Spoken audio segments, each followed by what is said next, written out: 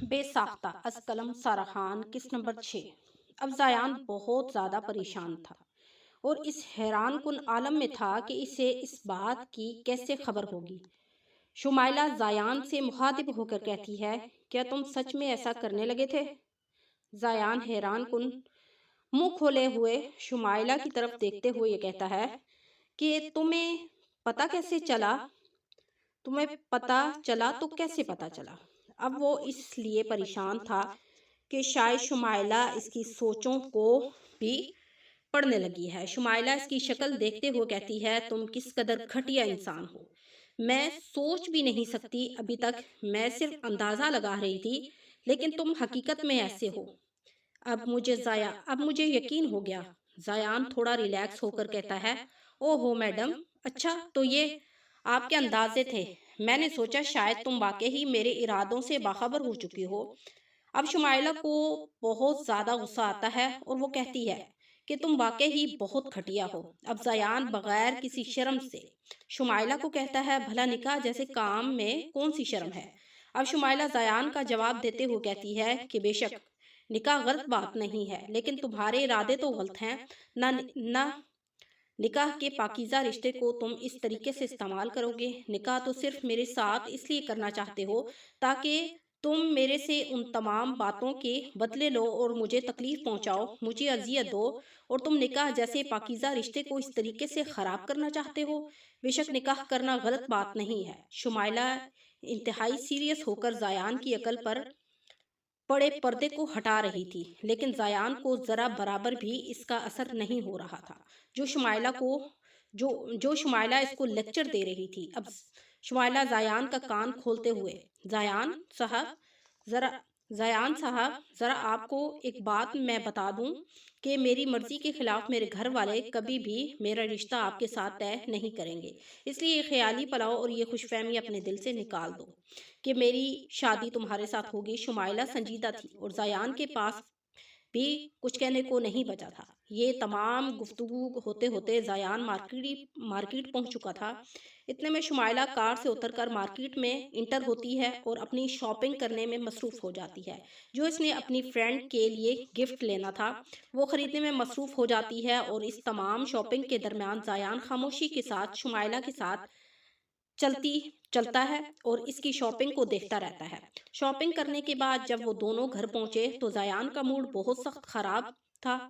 وہ گھر میں انٹر ہوتے ہی سیدھا اپنے کمرے میں چلا جاتا ہے اور شمائلہ اپنے تایا اور تائی کے پاس کچن میں جاتی ہے اور ان کو اپنی ساری شاپنگ دکھاتی ہے۔ تایا اور تائی شمائلہ کی شاپنگ دیکھ کر بہت خوش ہوئے اور ساتھ میں شمائلہ نے اپنے اور زیان کے درمیان جو گفتگو ہوئی تھی وہ بھی تائی جان کو بتا دی، اور شاپنگ دکھانے کے بعد ہنستی ہنستی اپنے کمرے میں آ گئی۔ اب شمائلہ کے دماغ میں ایک ہی بات تھی کہ اس نے ہر حال میں زیان کو سبق سکھانا ہے، اور ادھر زیان اپنے کمرے میں لیٹا ہوا بہت زیادہ شرمندہ ہو رہا تھا۔ اس سے پچھتاوا ہو رہا تھا کہ کاش کہ وہ ایسا نہ سوچتا، کاش کہ وہ شمائلہ سے نکاح کرنے کا نہ سوچتا تو اسے شمائلہ کی نظر میں اتنا بے عزت نہ ہونا پڑتا، اور اگر اس کے دماغ میں خیالی پلاؤ پیدا ہو ہی گیا تھا تو اسے چاہیے تھا کہ وہ اس ارادے کا شمائلہ کو آگاہ نہ ہونے دیتا۔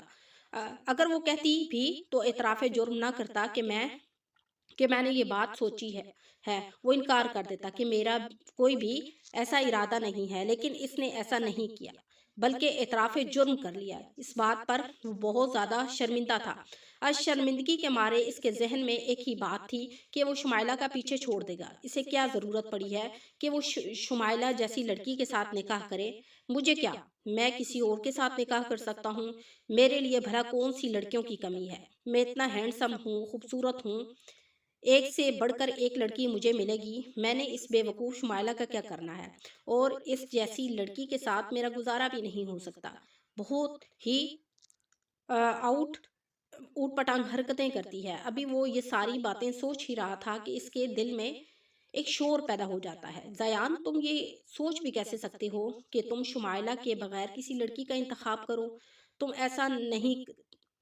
نے ایسا نہیں کرنا۔ اور زیان کو لگا جیسے اس کا دل بار بار صرف شمائلہ کے ہی بارے میں سوچتا ہے اور وہ کسی اور لڑکی کی طرف سوچ بھی نہیں سکتا۔ اب اسے حیرانگی ہو رہی تھی کہ آخر اس کے دل میں شمائلہ ہی کے لیے ہی خیالات کیوں پیدا ہو رہے ہیں، اسی کی طرف دل کھینچا ہوا کیوں جا رہا ہے۔ اب اسے ایسا محسوس ہو رہا تھا جیسا اس کا دل کہہ رہا ہو چیخ چیخ کر کہ تم اگر کسی اور سے بھی شادی کر رہو گے تو تم سکون سے نہیں رہ سکتے، کیونکہ تم محبت صرف اور صرف شمائلہ سے کرتے ہو، اور اگر تم نے کسی اور سے شادی کر بھی لی تو تم اس کو شمائلہ کی طرح تنگ نہیں کر سکو گے، جو کہ زیان کی یہ پوزیشن تھی کہ وہ اگر دن میں 2-4 دفعہ شمائلہ کا چہرہ نہ دیکھ لے یا اس سے لڑائی جھگڑا نہ کر لے یا اس کو تنگ نہ کر لے تو اسے سکون ہی نہیں آتا۔ اسے اس قدر شمائلہ کی عادت ہو چکی تھی، اور اب زیان کے دماغ میں یہ پوزیشن ہو چکی تھی کہ وہ دن کے 24 گھنٹوں میں بہت زیادہ تعداد میں شمائلہ سے ہی بدلہ لینے کے بارے میں سوچتا رہتا تھا۔ اب زیان خود سے سوال کرتے ہوئے کہتا ہے کہ زیان صاحب، تم سوچو کہ تم اس کے بغیر کیسے رہ سکو گے؟ تمہارے نزدیک اس کی کتنی اہمیت ہے کہ تم اگر دن میں اس کو نہ سوچو تو تمہیں سکون ہی نہیں ملتا۔ اور اس دوران پسینے کے چھوٹے چھوٹے قطرے زیان کے ماتھے سے ٹپک رہے تھے۔ وہ خود حیران تھا کہ وہ کس قدر شمائلہ کی محبت میں سنجیدہ ہے، اور اب اسے یقین ہو گیا تھا کہ شمائلہ کی محبت کس قدر اس کے دل میں چھپی ہوئی ہے۔ اب اس کا دل یہی کہہ رہا تھا کہ اسے ہر حال میں شمائلہ کو منانا ہے۔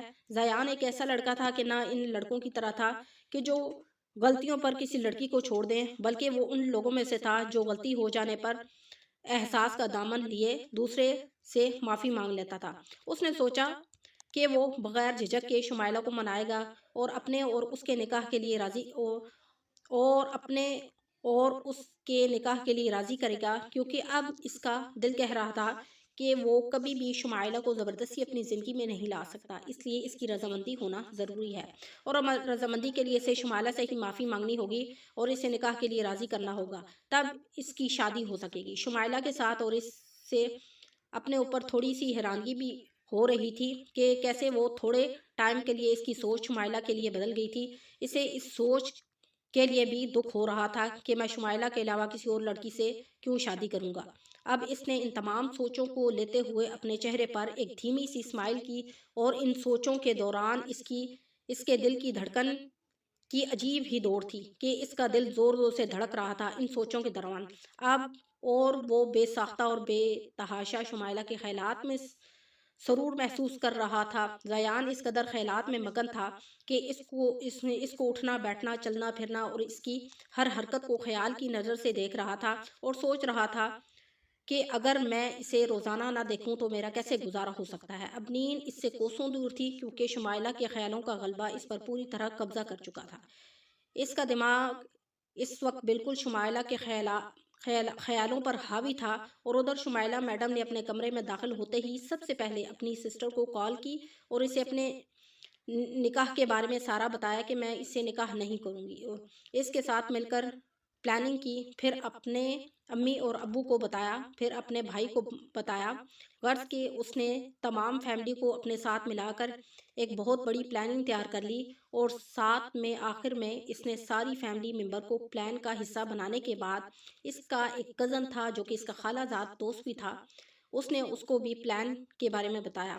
اب یہ ساری پلاننگ کرنے کے بعد بڑی خوشی کے ساتھ سونے کی تیاری کر رہی تھی کہ کاش کہ اس کو خبر ہوتی کہ زیان اس کے بارے میں کس قدر اچھی سوچ رکھنے لگا ہے اور کس قدر اس سے محبت کا جذبہ اس کے دل میں پیدا ہونے لگا ہے۔ اگر شمائلہ کو زیان کے اس وقت دل کی خبر ہوتی تو وہ زیان کو لاڈیاں کرتی اور خوب پیار کرتی۔